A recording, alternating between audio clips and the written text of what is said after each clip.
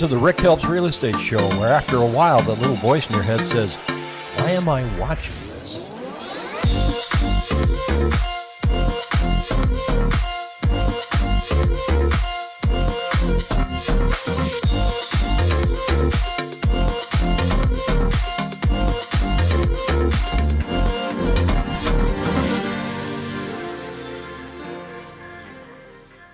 Welcome to the Rick Helps Real Estate Show. As promised, we have Sam Degreen, where we are going to discuss and help you make sense of the real estate numbers in Arizona, not only so that you can be well versed on how things are going, but also so that you can be a hit at cocktail.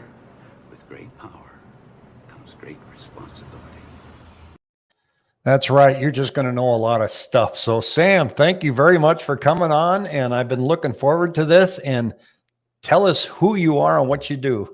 Well, I work for Degreen Capital Management. My name is Sam Degreen. I work with my father, attorney and certified financial planner, Keith Degreen. We've been in the Valley for 10 years with Degreen Capital Management. He had a firm prior to that.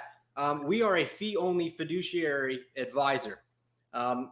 We invest in low-cost exchange-traded funds. And one of the things that we do that's unique is that we invest in broad indices. We're not crazy enough to think that we know what the next Apple is going to be and things like that. We're not stock pickers. We invest in broad markets. And the reason being is these mutual funds say, hey, we're going to beat the index. We're going to beat the S&P 500. Well, time and time again, they fail.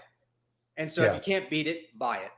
And that's our philosophy. And we have about 270 families that invest alongside us. Well, I enjoy listening to your radio shows on Saturdays. Your dad's on, and then you're on after that. Yes. And I hang in for the whole thing. It's fun. And if I miss it, it's nice to go back to your website and I can go back and click and listen again. So I put the link in below in YouTube so people can go to that site and check you guys out and see what you're all about. But one of the things I say on this channel is, I'm looking at real estate and I like to go outside of the industry. Yeah. I like to talk to people that aren't in real estate because we get fed all the news, title companies, lenders, fellow realtors. And so if you don't go outside your industry and ask, questions, you can get blindsided. Absolutely. So, I thought you were the perfect guy to bring on and kind of tell us what you're seeing. And I had a couple of quick questions just to start things off. I'm not a big fan of this new tax plan that's coming out. They got higher corporate taxes. Now the last time we lowered corporate taxes, didn't we increase revenue? I believe so. Yes, we did. We had a booming economy. We had the lowest unemployment rate in 50 years. And apparently that's not good enough. No, and then higher estate taxes. So when we die, and higher capital gains. This one scares the living bejesus out of me. Don't it? And they think it's going to hit the ultra rich, the ultra wealthy. No, it's going to hit mom and dad. I mean, it's going to hit your grandparents, the people who rely on that dividend income, the pensioners. We already have pension problems in this country. Why would you tax capital gains? That's nuts.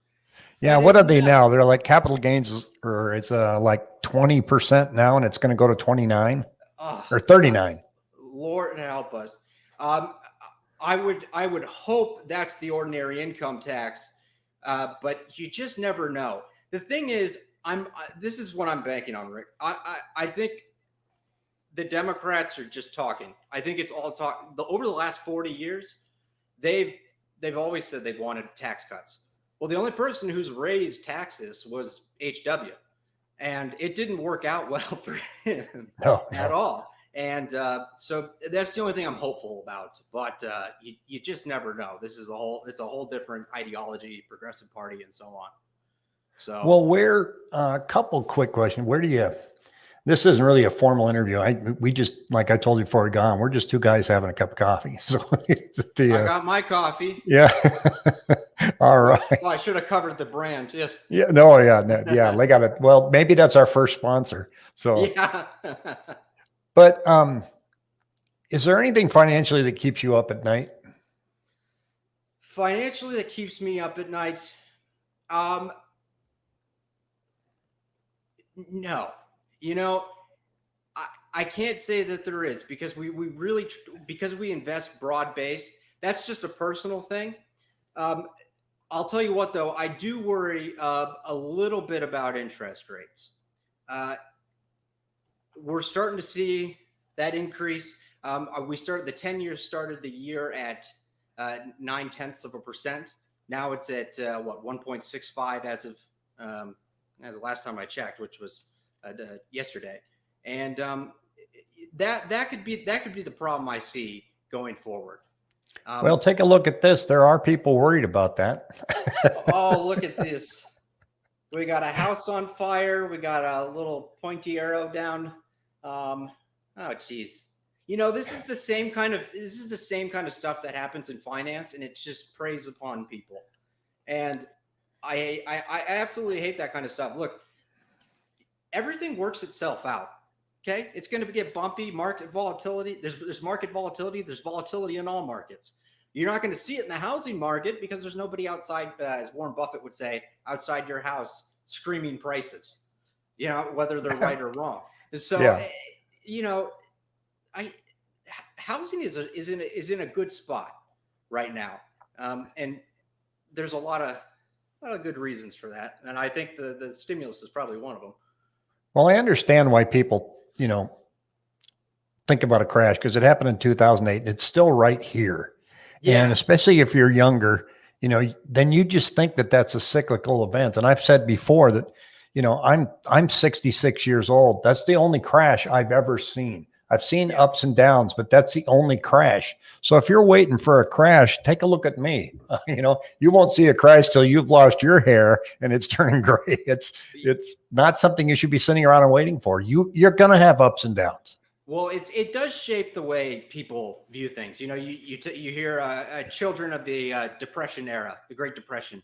How they would own physical assets. I mean, that was their thing for the longest time. They were afraid to own stocks and bonds. Many of them never did. And so, you have this huge crash in 2020 with coronavirus. Then you have a great financial crisis, the .com boom. And so I understand, but again, these things correct themselves. And that's why it's so important to properly diversify everything you do, whether it be real estate or your portfolio. Yeah. And so tell me what your view is of real estate. Where do you think we're headed, particularly in Arizona? Well, I'm happy to say we're going up. And the main reason, and this is what I learned. I asked my little brother who's in real estate. He does commercial real estate. And he's telling me 6,000 Californians move here a month. There's 24,000 people. Is that correct? I don't have that data. I think they, we look at the Cromford report, and the only way that they're able to measure it is to look at driver's license data. Oh, yeah. Yeah. So it's kind of like, I do know that a 25-foot moving truck from Los Angeles to Phoenix is $1,900 one way.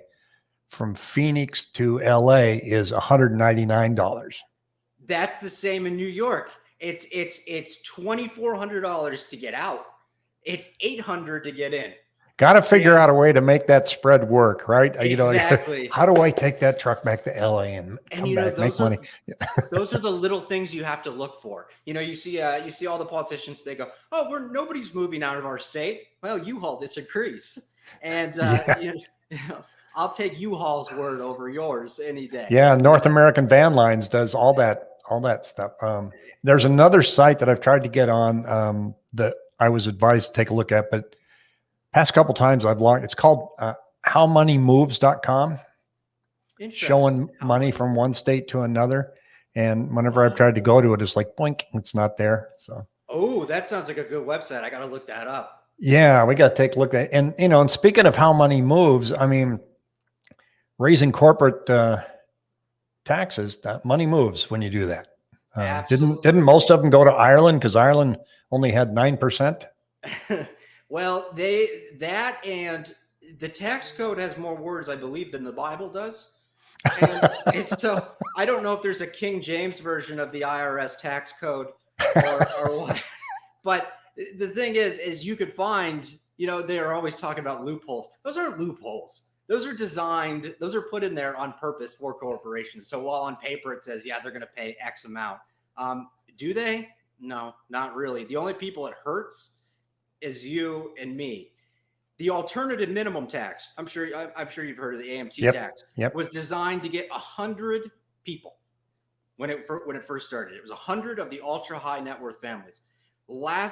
As of last year, it hit 6 million people.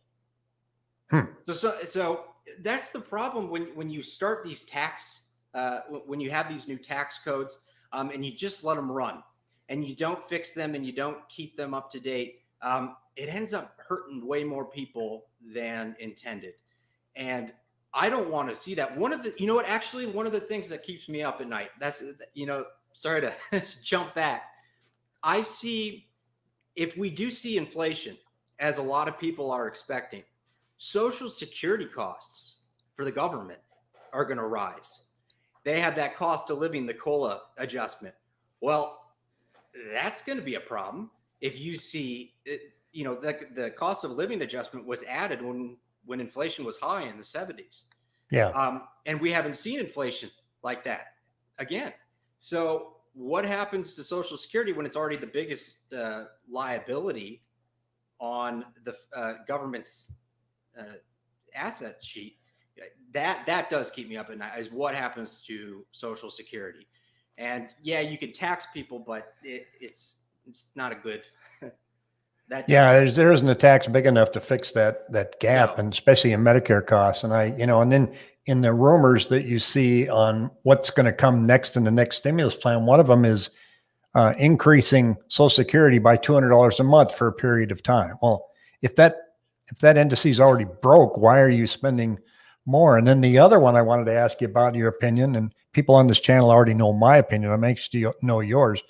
They're talking about, just talking, so I don't know if they're going to get it, this $15,000 down payment assistance plan for first-time home buyers. And it's a credit that they're going to give you, not at tax time, but ahead of time, that you just write right off in your closing costs.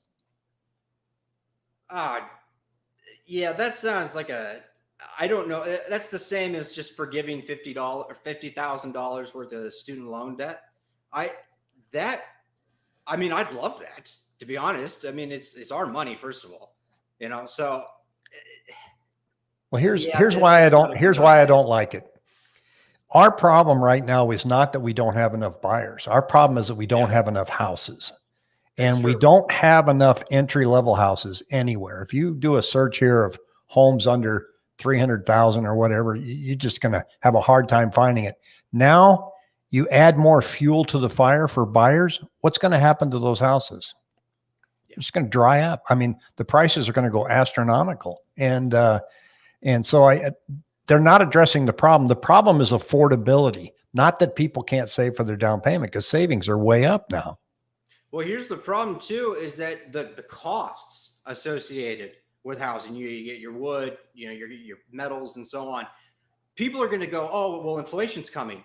I better buy these commodities to hedge. That's going to also drive the price up. So the price of materials could potentially increase as well. I hope that doesn't happen, which is one of the reasons I'm praying that, and I love to see the stock market go up. I want to see rates remain low. Now, I love what you said last week, which was when Powell gave a speech, which was that nice speech, Mr. Powell, but we don't believe you. And rates kept going up. And I love that, because I think that's a perfect way to put it. It's just, whatever. Who cares what you say? You're the head of the Fed. We don't buy it. Well, Alan Greenspan used to speak in a manner that nobody knew what he said. So, and he did it on purpose so that you could see. But we got a viewer here that says, that's so true. A friend here in Chicago has a moving business. They've been moving families to Arizona 3 times a week, not just from California to Arizona. Well, I'll tell And you, then that's we, a good friend to have. yes, 6,000 people moving here a month, 1/4 from California. It's insane. I'm trying to get an interview on here with a real estate broker that I see on YouTube. Great guy. And because who's buying their houses? Nobody. Well, somebody is. I mean, they have here's the deal. Every state in the country has the same problem that we're experiencing right now, and it's an inventory shortage. So what do you think's going to change that over the next few years, or are we going to perpetually be in this shortage? I think look, as long as if you can't put up homes fast enough, and one of the, you have people fleeing. I mean, it's an affordability problem, and I think it starts at the tax rate. This mass exodus from blue states to red states. And it comes there, like you said, it's everywhere. But a lot of it started with the repeal of the SALT deduction, which was the state and local taxes. And you're seeing that just dissipate. And then all of a sudden, everybody floods to places like Texas, where you have super low tax rates. So something's got to give. Something's got to give. And it's going to be either lower taxes, or these states are going to have to say, or Biden's going to have to say, okay, you can write off your state and local tax. Everybody's got to stay put. That's the only way I see it stopping. And but no, I think it increases. I think it just keeps going on and on. There's got to be an equilibrium, but Rick, to be honest with you, I don't know where that equilibrium is. But it's years down the road, I think. Yeah, it used to be pretty easy when you looked at supply and demand and everything, and you could figure out where you were going next. And we know where we're going next now. Prices are going to continue to go into the stratosphere until that inventory number comes up. And we've got hey, I got you. We got a really great comment here. It says, hey, Rick, great show. Your guest is very handsome. Oh my gosh. And that's my wife. Kelsey, Yeah. get off. I love that. Yeah. Yeah. So I never get that. So, in fact, I was kidding last week that my female viewership on this channel went from 23 down to 16%. And I'm wondering if it's something I said. But we have a 1-year anniversary of starting our Friday updates with my lender friend, Pat McMasters, coming up on the 26th. And I remember on the channel lamenting about that really low inventory of only 15,000 homes on the market, and I'm shaking my head.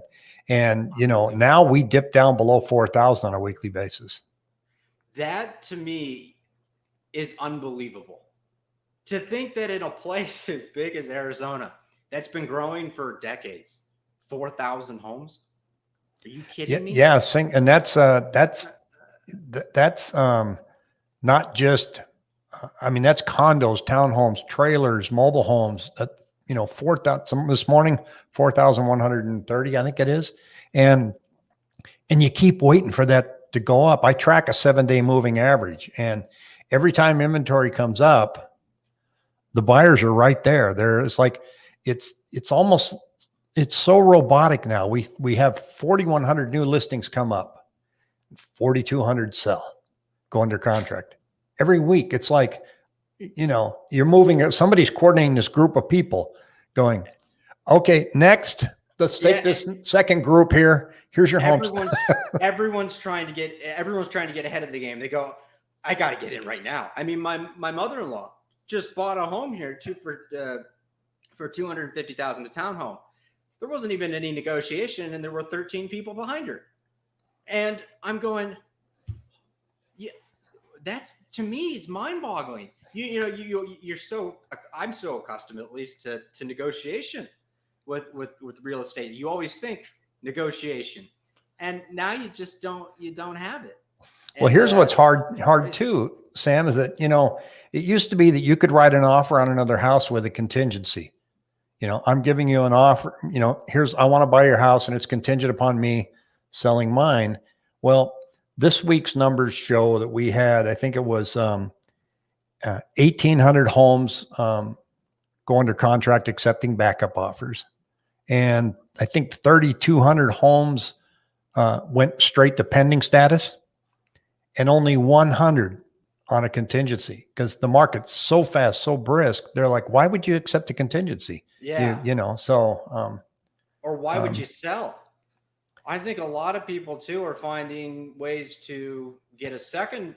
I know a lot of our clients want to buy another home and rent it out, because again, they expect this trend to continue. You asked me about that trend, and I forgot. We have a client who owns about 100% of the market share, right? And I'm not going to say what component of the roof of everyone's house. And he was saying, we expect this to continue for years. He goes, my business historically has been cyclical. You'd see booms and busts. Not anymore. Not anymore. I mean, it's straight up, because they're building them as fast as they can. But you just can't keep up with demand. You can't keep up with 6,000 Californians or 4,000, however, too many of them. It's unbelievable. There's just too many people. Well, pretty soon we're going to have a water problem. That'll solve that, but it'll actually make things worse. Austin here is asking the question, do either of you have concern over the entry-level homes inflating so much that the lower middle class can't afford to buy them or rent them? Therefore causing a drop in purchasing demand. Oh, therefore causing a drop in purchasing demand, I think is what he meant to say. I think. Got him. Yeah, I know. Don't you hate that? Right? Must be on a phone. I don't know. I don't have a crystal ball for that. I mean, normally, and you've seen the cycle over and over again, that when you reach this unaffordability, pretty soon wages start catching up with it as things level out. That can't happen until we solve the inventory issue. And part of that is just demographics, isn't it? Yeah. Yeah. Demographic. Millennials are right now the biggest home buyers. They're also the biggest stock buyers as well. They're using those stimulus checks. 50% of them are using half of that stimulus money right into the market. And that's why you saw a huge recovery. But to that entry level thing, I'm in an entry level house. I mean, this is my first house that I bought, and I've seen it just rise in price. I never thought it would. I thought it would rise in price over 10 years like this. It's unbelievable. I mean, I'm in a good location. I'm next to some schools, but yeah, I think there's a possibility of that. But again, that there it becomes an equilibrium type of thing. Is if these are entry level homes, is there a ceiling in price? And I don't know. I don't know. And I know a lot of restrictions in what's it called? The regulation are causing problems too. There's a lot of regulatory restrictions about building new homes. So hopefully that gets taken care of. That's what I've heard. Well, and if you have one person that comes down with COVID on the job site, they shut it down. Yeah, for 3 months. Yeah. So it's really hard to, and the new home construction contracts are just brutal. I mean, I saw one that literally said, it's projected that your home will be ready in 6 to 12 months. But we can contractually hold you for 2 years. Oh, jeez. Like, That would be a nightmare. Yeah. Yeah. That would, yeah. Oh. We just sold a house in Gilbert to a nice couple from Chicago, YouTube subscribers. They're coming out next week. I went to the house to see, they leased the house back to them for a little over a month, and they were moving into their fifth wheel, which was about the size of the bus you see that takes like the Doobie Brothers or something. This thing was enormous. And I said, where are you going? And they go, we're going to go out to Lake Pleasant for a while. They got 3 or 4 kids. And they said, we're having a house built. We own some land. So we're going to be living in this while the house is built. And I mean, I went crazy for 1 month with my 3 little boys when I moved in Arizona, and I was in a 1-bedroom hotel. I eventually got a 2-bedroom hotel because I was going to go, crazy. I don't know how they're going to do this living in this, this big fifth wheel. So, but now what do you think, as we're looking at the stimulus money, and even Goldman Sachs backed up what you just said, and they said that 50% of the stimulus money ends up back in the market. And I love that. first of all, it's great for our clients. So, is it the healthiest thing for markets? Probably not. I mean, valuations are a little stretched. There's no doubt about that. I mean, we've been saying that for a while, and that's okay. That's healthy. Like, there's nothing new. Valuations get ahead of themselves. The stock market is a forward pricing mechanism. But yeah, all that money's, you saw, so the biggest components of the S&P 500 index were the FANG names, the FAANG. So you have Facebook, Apple, Amazon, Netflix, and Google.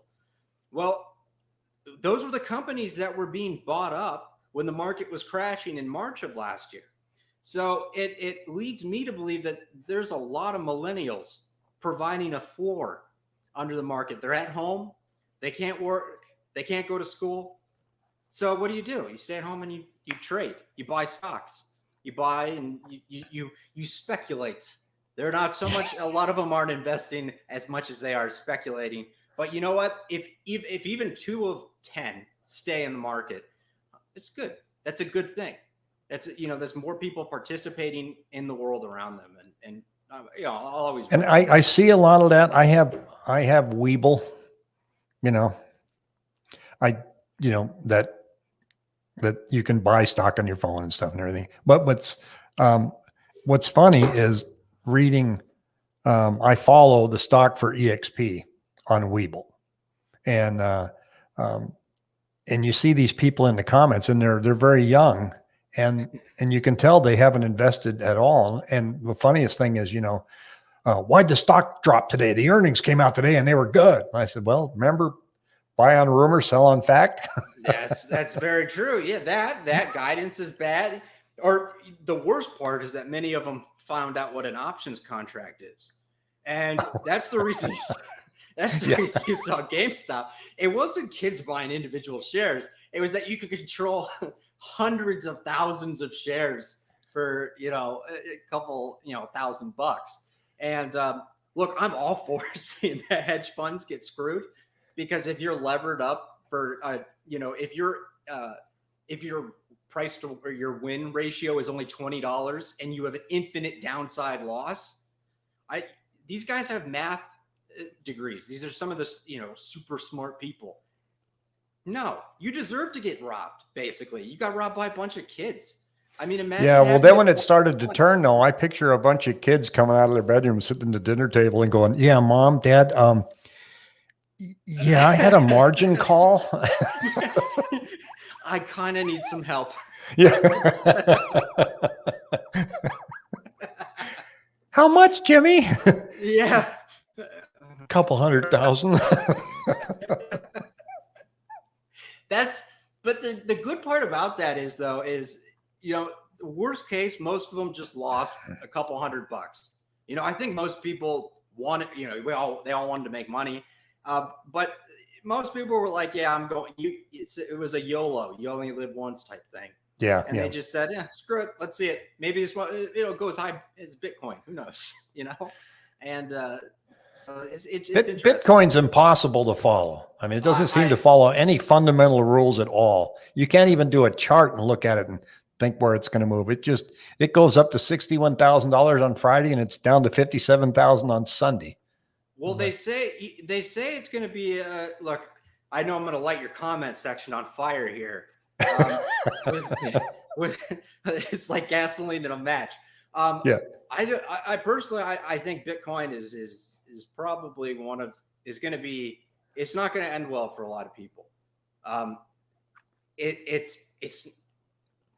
What happens when the lights go out? I'm so glad you said that. I was telling my brother just the other day, they say Bitcoin's going to be the global digital currency, not in Guatemala. Yeah. Not in Venezuela. Or in Texas for 1 week. Yeah. You got California too. I mean, how do they pay for their moving trucks in Bitcoin? Who knows? They're going to have to. I don't see how that can be, and like I say, it's going to light up the comments, but how can it be a currency when it's up? I mean, what is it today? It's up.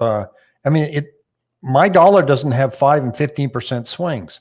So Bitcoin's down 3.17 this morning. Yeah. And nobody's going to take it. I mean, that's the reason we got off the gold standard.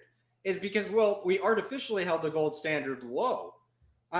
No, you don't. You need flexibility with your currency, but you don't want fluctuations. The whole reason we have the Federal Reserve, and as much, as easy as it is to dump on them, boy, without the Fed is things were rough. Things were rough. I mean, just it used to be 25% of the economy would contract, in the 19th century. Every time there'd be runs on the banks, there'd be nothing backing them up. So you get a rumor and economy goes up. Bam, everything you worked for. 25% contraction. The Great Recession was a 4% contraction. So imagine living something like that. So the Fed really does stabilize prices. That's their mandate. What they're doing now has never been done before. We've never seen so much money flood the economy. We've seen $5 trillion in the last year. Part of the reason we've seen valuation stretch. So that's going to have unintended consequences. What they are and how quickly it can be reversed is really the real question. The Fed can just touch a button and pull money out of the market. They can touch a button and add money in. So, and one of these days that's going to end badly. Or I'm going to get my hands on it and have a lot of fun. Well, they say, don't fight the Fed, but I mean, if I'm looking at all this debt and I mean, sooner or later we have to, we're obviously not going to pay it off. We're going to inflate it away. Right. Yeah. And the Fed has, they had the mandate back in the 80s, Paul Volcker, of taming inflation, clamping it down. That's what they're good at. They did that by raising interest rates through the roof, but they've never had to reinflate, and they're trying that now, and it's never been done, right? And every time they do it, the market freaks out.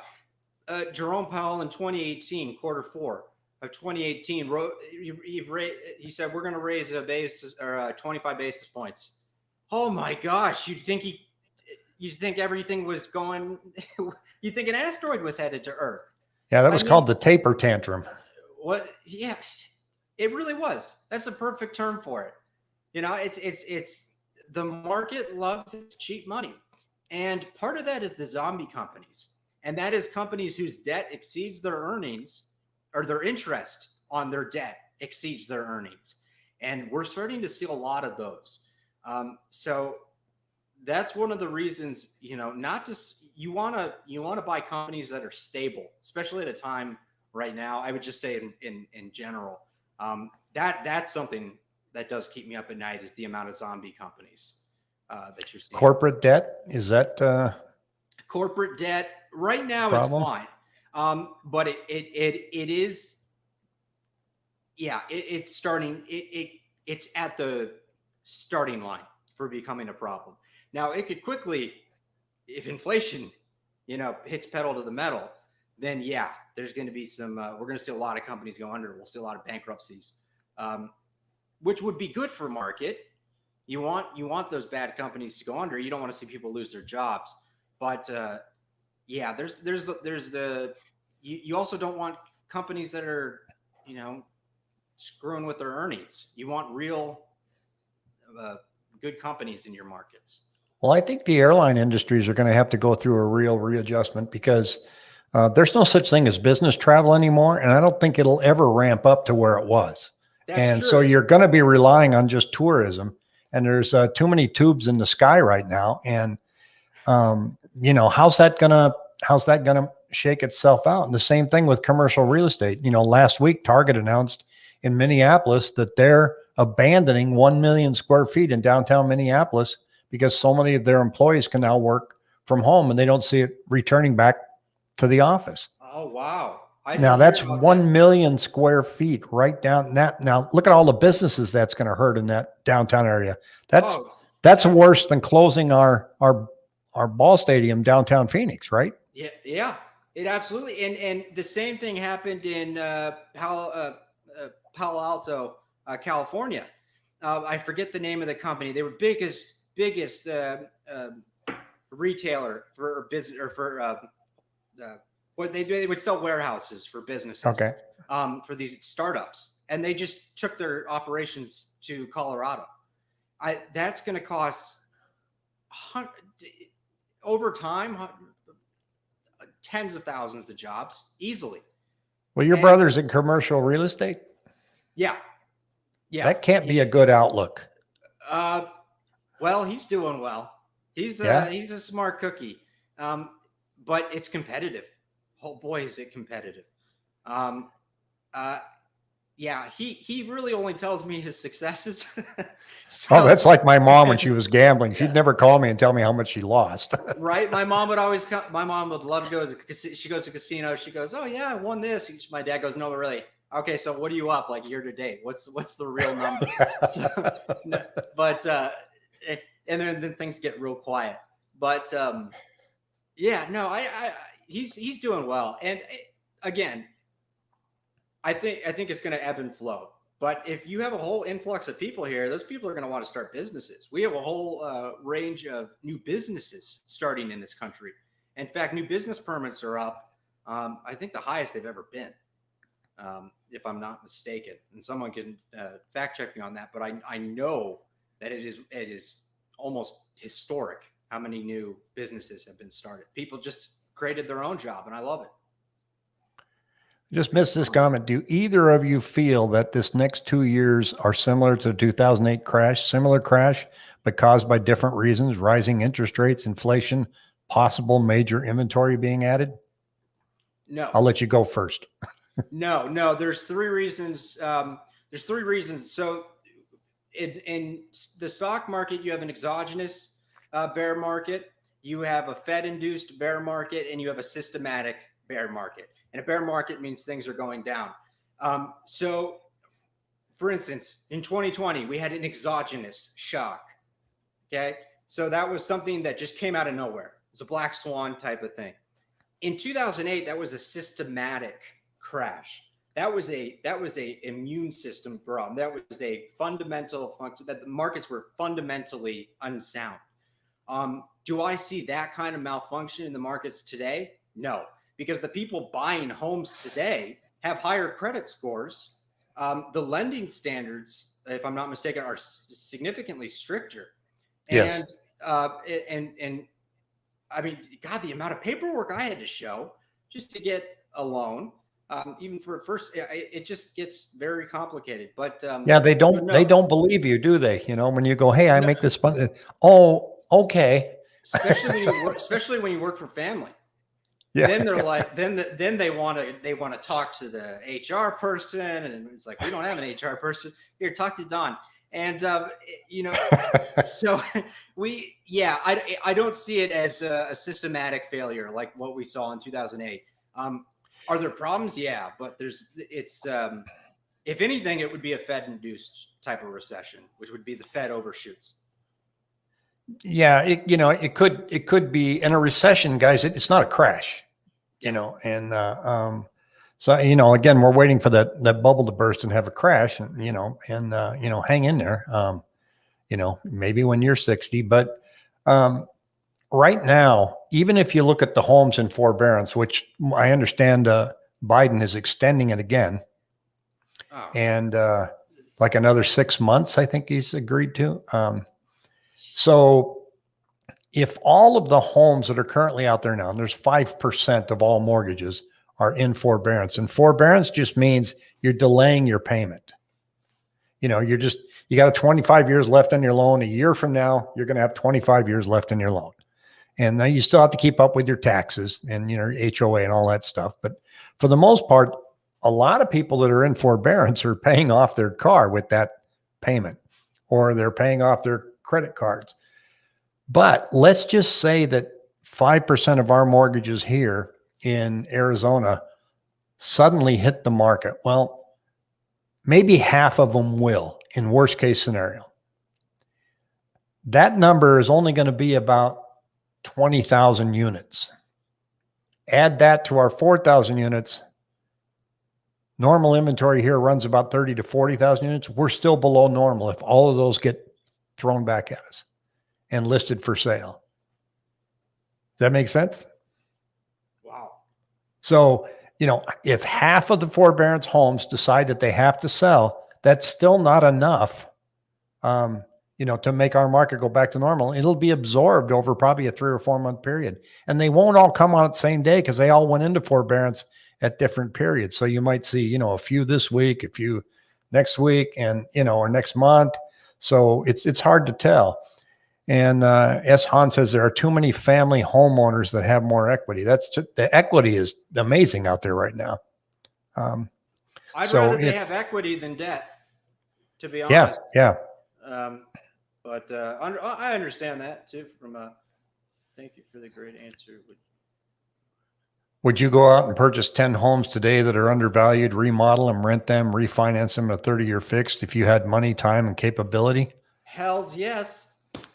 Of course I would. If I had the money to buy 10 homes, that'd be awesome. Sure. Absolutely. And I'd hold on to them forever, Yeah, there's a severe rental shortage, and and if you look at 2008, when things did go badly, you didn't see rent come screaming down. Nope. It went down about 3 to 6% maybe, and then it just shot back up. So in times when real estate does its little cyclical moves, don't expect rent relief. There's a bunch of renters that may get booted out in this next round, when the rent relief ends. But, we're doing a lot of can kicking. I wonder how long they can keep that up, truly, because that they either got to do it now or they're not going to do it until after midterms. And especially because a lot of them are backed up by, from what I understand, the federal guarantees a lot of the homes that are being rented. And if you're not able to kick people out, I don't want to see people get kicked out. Don't misunderstand me, but at the same time, that's private property. That's if you're going to step in as the government or the CDC, they're the ones that put the rental moratorium on. And if you're going to step in and say that you don't, there was a health reason. They don't want them all living in tents. So if you're going to tell people they don't have to pay rent, then you're going to have to step up and help the owner of that house. Yeah, absolutely. It's again, Western civilization is built on the concept of private property. And so when that is at the heart of everything, even if, Democrat or Republican, that's at the heart of everything is private ownership. Yes. You take that away. It's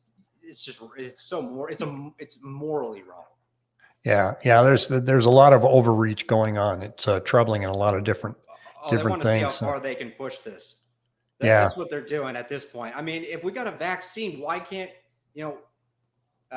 why do we need to wait till July 4th? I think they said we can't get together. What's the point of a vaccine? I'm sorry, I must have missed. Don't give me. I'm sorry.